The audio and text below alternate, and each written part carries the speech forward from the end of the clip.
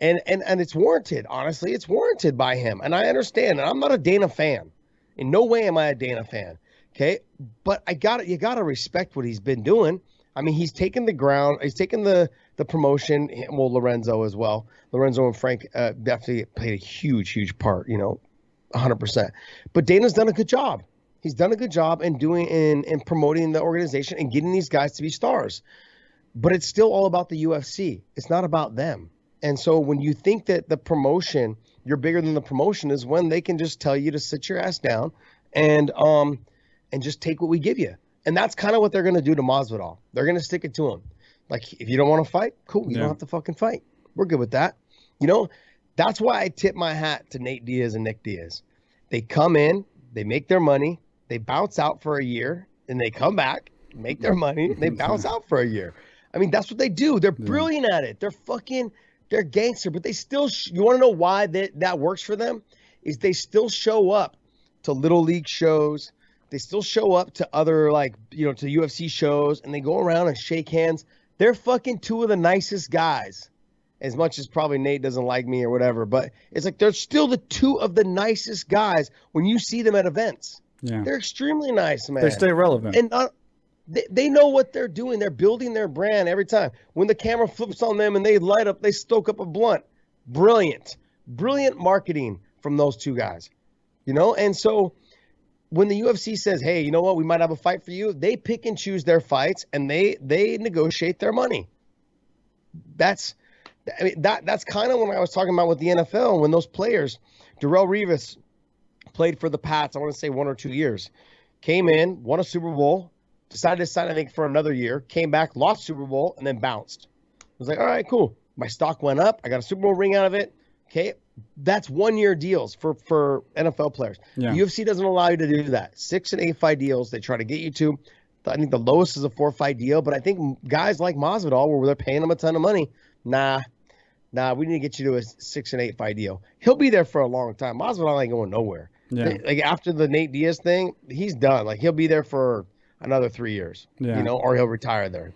But John Jones is different. If you vacate, I don't know how many more fights you have left on your thing. He could fight out his title. He could fight out his contract and bounce out. Yeah, which they are. And you can't deny that. Like they are the biggest fight promotion right now in the world.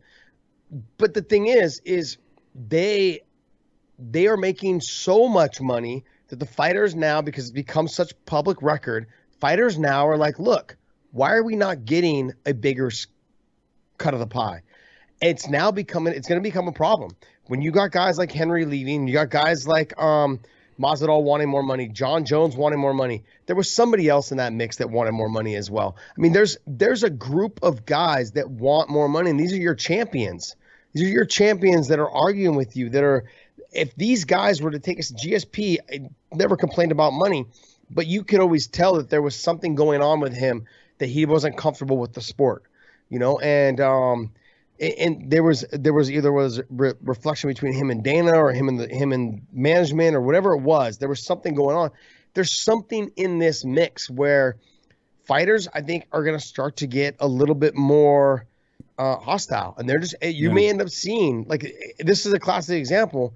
Nate came out and said, like, this is exactly what's wrong with the sport, is you have a guy like Usman, and you have other fighters that want more money to fight for the title, or fight someone, of an upper caliber, but their contract was done 2 years ago, and that money is old now. Like it's I've made my way up from when I was ranked 11. Now I'm ranked number 3, and I'm fighting the best guys in the world, and I'm still making pennies on the dollar. That's the concern with the 6-fight deal and an 8-fight deal.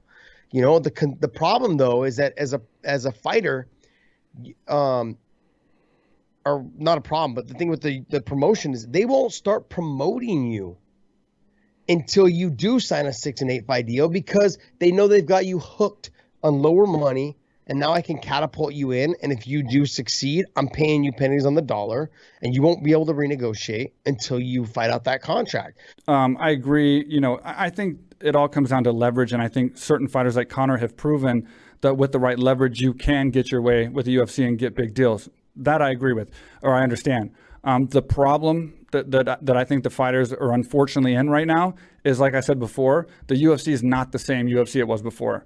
So I don't think they can do what they could do before. Obviously, when they were, about to sell for $4 billion, there's probably a hell of a lot of money in their bank accounts. You know what I mean? So if they had to make a fight like Ngannou versus Jones, they probably didn't want to pay a certain amount of money, but they'd be like, fuck it, let's just do it, and we'll get the fight out there. Now I think there's a lot more pressure. So it's like these guys that are gaining leverage, like Masvidal, Jones has got major leverage, and some of these other guys, they may have the most leverage ever of any of the guys that's went against the UFC in the past, but they're against a new UFC, a UFC that's not Lorenzo, Frank, and Dana. It's a Dana, obviously, but it's a UFC that's owned by WME, and that they purchase for a lot of money. They have to make that money back, and that changes that changes everything. So that's where the UFC can just simply say, we just are not going to do it, and so that's why I said it's going to be interesting to see what happens. But that's the dynamic I think that I want to get across that changed, that I think a lot of people don't understand. I don't think Masvidal has really stopped to think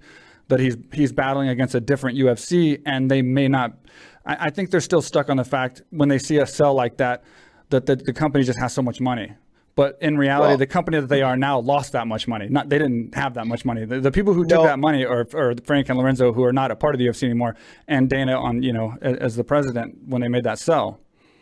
Well, that's not really true either. And the only reason why I'm saying that is because the new UFC, the people that own the UFC now, paid Masvidal a lot of money to fight Nate Diaz. So that's why he thinks he can continue to get that money. What he doesn't know, or maybe he does know and just doesn't give a shit or doesn't care, is that the company that did buy the UFC, they ended up buying a bunch of other live event stuff, like concerts and live venue stuff. Guess what? No live events are going on until 2021. Where fans will be in and crowds and concerts and all that stuff. It's just not happening. Right. Worldwide, it's not happening.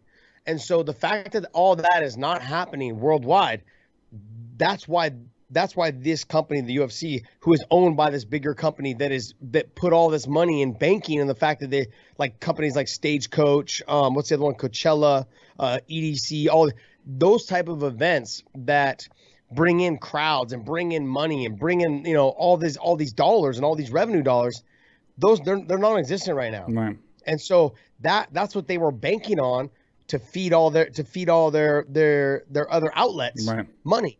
Well, those things are not making money right now. They won't be making any money until next year. And so the fact that they actually took out some astronomical amount of loan just recently just to pay the monthly payments on their $4.4 billion purchase of the UFC, that lets you know that they're struggling a little bit. But I wouldn't say they're going to go away. I think they're going to be fine. Yeah. But I do understand on why they're not paying these guys more money, because they are financially, they are hurting. I think that was just my point. Having to fight these guys because they're under contract, and you have to fight them in a certain amount of time. Otherwise, you have to pay them for no fights. And what do you think about the fact that I think that also there is some, I heard some fans backlash on it a little bit that had not necessarily the UFC side, but I guess just the side of the situation. But a lot of this came out post-COVID. So it's like when people are losing their jobs, not making money, losing their businesses, and everything's going to shit financially. This is kind of when Jones and Masvidal came out and all of a sudden demanded all this much more money. And I think that may have left a sour taste in certain people's minds, just because it's like, look, I lost my business. You're trying to get more money now. It's like, you got to understand, everybody loses money because of this thing now. Everyone's going to have to make a little bit less money until we recover and get back on our feet. And now you're demanding, much more than you've ever made before the COVID. So I think that also has a little bit to play in there as well, in my opinion. I don't know. Like, there's just a lot of factors to think about.